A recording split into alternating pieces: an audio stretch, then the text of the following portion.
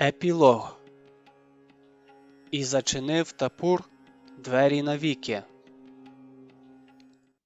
Ольвію поховали в межиріччі Борисфену і Танаїсу, у безмежнім краї кочовиків, неподалік караванного шляху, що поспішав скіфськими степами до далеких берегів Гостинного моря. Поховали на узвищі, на 3 вітрах, щоб здалеку було видно на рівнині її могилу, щоб і Ольвії також було далеко видно.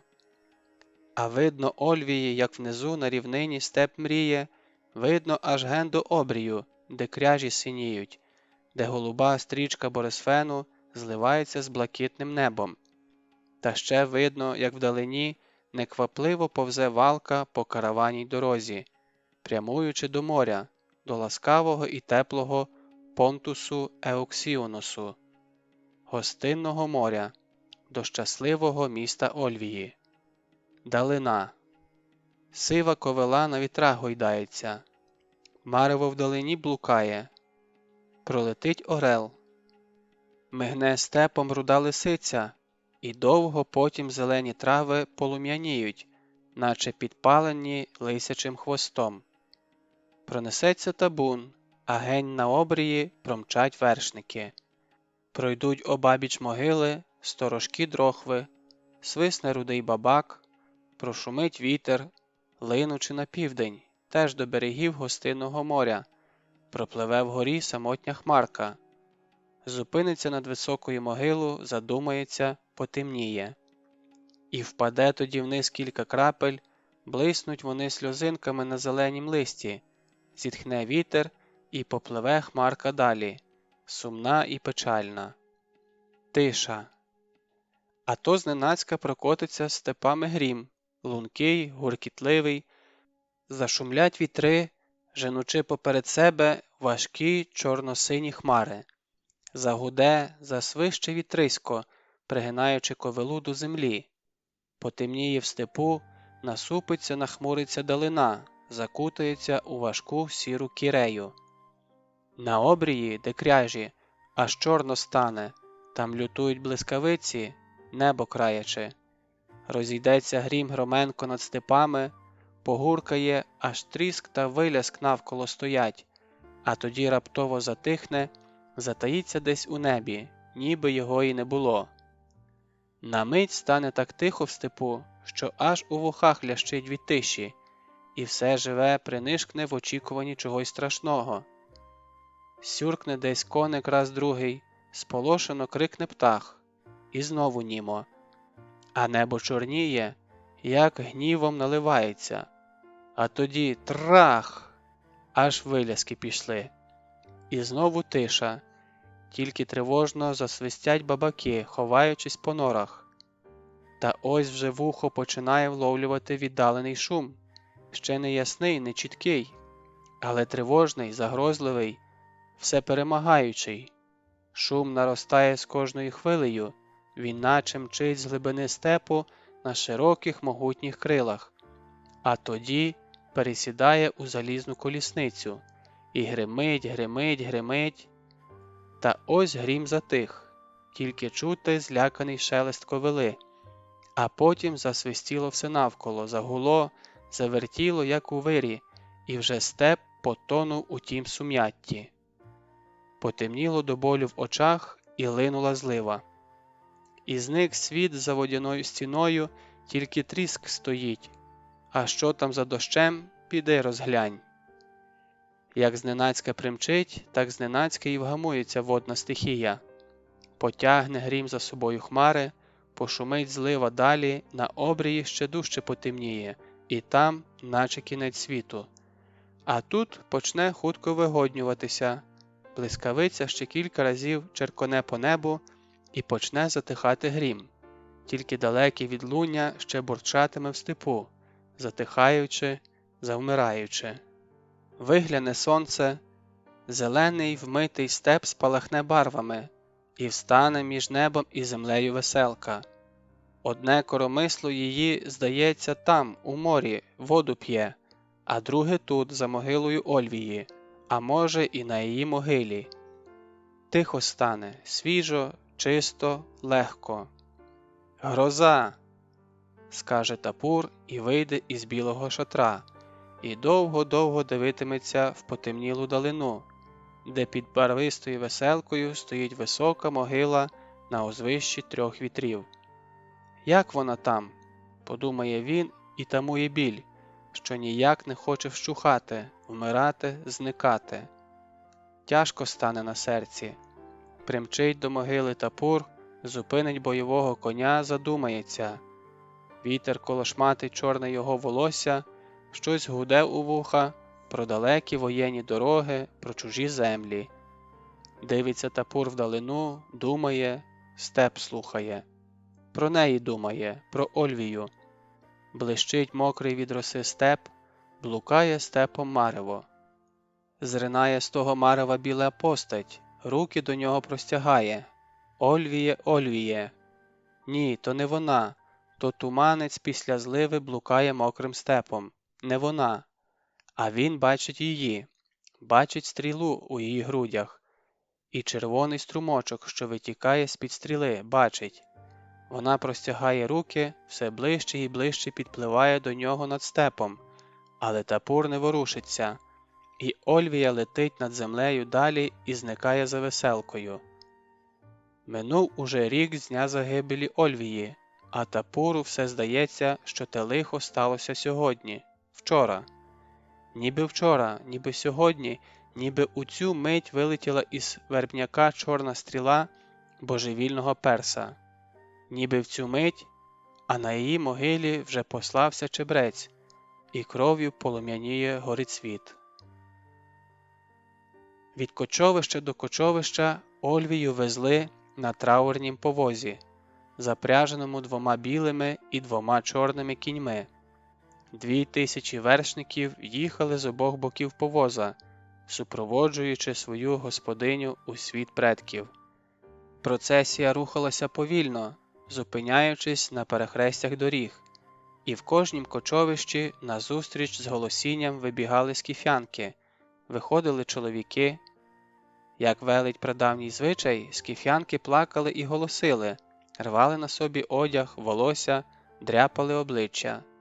І тягучий, тужливий плач линув над степом.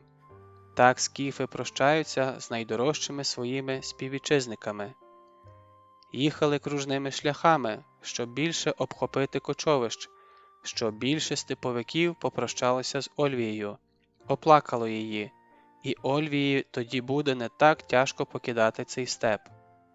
Тапур їхав відразу ж за повозкою і нічого не бачив, крім білого плаття Ольвії, що холодним снігом зими біліло на повозі.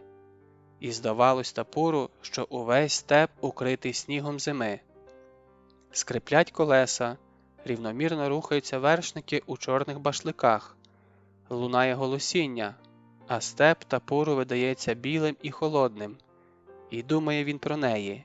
Ні, він не просто любив Ольвію, він багатьох любив і знав, але забув їх і ніколи не згадає за свого життя. А ось Ольвію не забуде. Вона йому дорога. Ольвія стала йому рідною, а це вище любові. Це вічне. І скільки він житиме, він пам'ятатиме її і знатиме, що вона була у нього. А ще вона приходитиме до нього у сни. Часто приходитиме. І він буде з нею говорити і обніме її у сні, і відчуватиме її живою, молодою і гарною. Щось бренить у його душі, невловиме, незнане досі. Він любив і любить, і вона йому рідна, і від цього йому легше прощатися з нею, адже він став іншим. Тому іншим, що в нього була вона, була і буде, хоч у снах буде. Скрипить сумний повіз. З кожним обертом коліс все ближчає і ближчає і вічна домівка Ольвії, а отже і мить прощання. Яму викопали глибоку. Сонце висушило її, і стіни затверділи. А вже потім стіни вимурували камінням, а на дах поклали міцні дубові колоди, які напиляли біля Борисфену. Мусять вони віками тримати на собі важкий курган. В гробницю Ольвії ведуть маленькі двері. Посередині гробниці вже стоїть високе ложе, накрите пурпуровим покривалом, на кінцях якого тихо подзвонюють золоті бляшки. Тапур не вірить, що це вже все. Не вірить, що віднині вона буде приходити до нього тільки у сни. Він заплющує очі, стоїть, ледь похитуючись. А коли глянув, на ложі вже був саркофаг із кіпарисового дерева. У саркофазі Ольвія, наче жива, тільки зблідла і мовби чимось здивована. Тапур знає, чому вона здивована. Коли перська стріла її клюнула в груди, вона здивовано вигукнула: «Завіщо?» І так і пішла у той світ з німим подивом на блідому обличчі. «Завіщо?» І зараз на її обличчі застиг той вічний подив, і все ж вона видається йому живою. Вкотре відганяє він думку про її смерть. Лежить Ольвія м'яко і спокійно, наче задрімала перед ранком. На вигляд трохи втомлена, навіть зморена, тому й прилягла відпочити. Дихнеш, на ній ворухнеться легке біле шовкове плаття. Хвилясте каштанове волосся перев'язане золотою стрічкою, на голові сяє діадема із золота і коштовного каміння. У вухах блищать золоті серги, на руках золоті браслети, мовби на свято вирядилася Ольвія. Вона жива, жива, жива, думає Тапур. Ось зараз вона встане, ми вийдемо звідси, скочимо на коней і помчимо у степ. Але вона не встає, і він тяжко зітхає. Біля лівої руки Ольвії поклали бронзове дзеркало із золотою ручкою та золотий гребінь, на якому зображені сцени із скіфського життя, а також поставили леків з парфумами. Вздовж правої руки лежить меч у золотих піхвах. Так велів Тапур, щоб на знак її звитяги покласти меч. А ще поставили у гробниці золоту чашу, в кутку скриню з одягом, щоб на тім світі вона мала у чим ходити. Золота для Ольвії він не шкодував. Більше золота, легше житиметься їй на тім світі. Поклали і вийшли. І лишився Тапур сам. З нею удвох. Досі Ольвія, хоч і мертвою, а була поруч з ним. Нині він прощається з нею назавжди. А серце не вірить і вірити не хоче. «Ольвіє!» – зненацька вигукує Тапур, і голос у гробниці лунає глухо і тяжко. «Ольвіє!» – голосніше повторив Тапур. «Озвися до мене востаннє, бо мушу йти. Озвися, щоб я поніс у білий світ твій голос». Дзеленькнула бляшка на пурпуровім покривалі. Тапур кинувся до саркофага. «Ольвіє!» – крикнув збуджено. «Ти подала мені знак. Знаю, що смерть онімила твої вуста на цім світі. Слухай мої останні слова, доки я не зачинив гробницю. Я тебе любив і люблю, але любов – то не те слово. Я щасливий, що ти в мене була, будеш і є, що ти назавжди залишишся у моєму серці, а тому моє серце і не порожнє. Воно наповнене тобою, як степ сонцем, як далина небом. Прощай, Ольвіє, спасибі за те, що ти була». І зробив 2 кроки до виходу. Але щось ніби його спинило, і він здригнувся, і прислухався, і здалося йому, що знову тоненько задзвеніла золота бляшка. «Ольвіє!» Він повернувся до саркофага. «Ольвіє!» – повторив він і відчув, як тупий біль полосонув серце. «Ти не гнівайся, що покидаю тебе. Як мені не тяжко, але мушу йти. І я йду». Проте він не йшов, а стояв і все дивився на неї.